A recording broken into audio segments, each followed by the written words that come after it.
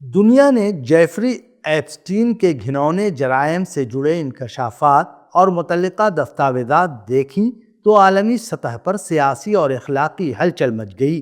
امریکہ میں کاروباری اور ادارہ جاتی شخصیات کو شدید دباؤ کا سامنا کرنا پڑا۔ بعض نے عہدے چھوڑے۔ برطانیہ اور یورپ میں تحقیقات، استعفوں کے مطالبات اور عوامی رد عمل نے یہ واضح کیا کہ معاملہ صرف ایک فرد کا نہیں بلکہ طاقت، احتساب اور اخلاقی ذمہ داری کے امتحان کا ہے۔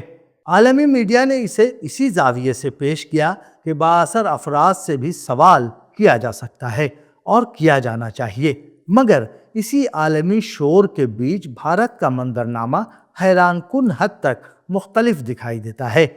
بھارت میں کانگریس کے رہنما پون کھیڑا نے ایک پریس کانفرنس میں الزام عائد کیا کہ مرکزی وزیر ہردیپ سنگھ پوری اور ایپسٹین کے درمیان 2014 سے 2017 کے دوران متعدد ای میلز اور ملاقاتیں ہوئیں۔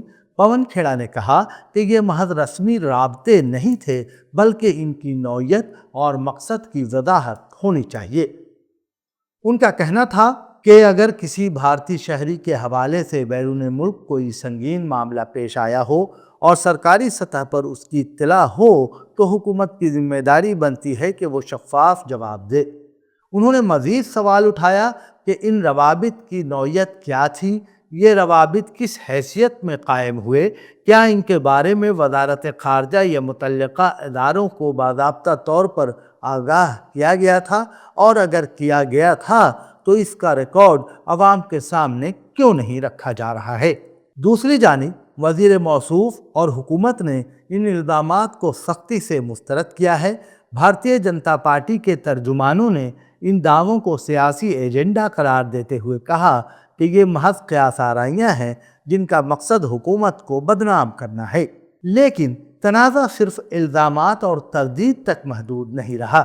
یہ دعویٰ درست ہے یا نہیں، اس کا فیصلہ تحقیق کرے گی، مگر سوال اپنی جگہ قائم ہے کہ اگر کسی بھارتی شہری کے ساتھ بیرون ملک سنگین جرم ہوا ہو اور اس کی سرکاری اطلاع موصول ہو تو ریاست کا رد عمل کیا ہونا چاہیے؟ فوری سفارتی اقدام، قانونی معاونت یا کم از کم شفاف وضاحت؟ سیاسی مبصرین کا کہنا ہے کہ ایسے معاملات میں خاموشی خود ایک پیغام بن جاتی ہے، ایسا پیغام جو اعتماد کو مضبوط نہیں کرتا بلکہ مزید سوالات کو جنم دیتا ہے۔ دنیا کے کئی ممالک میں طاقت سے سوال پوچھے گئے۔ بھارت میں اصل بحث یہ ہے کہ سوال پوچھنے کی حد کہاں تک ہے۔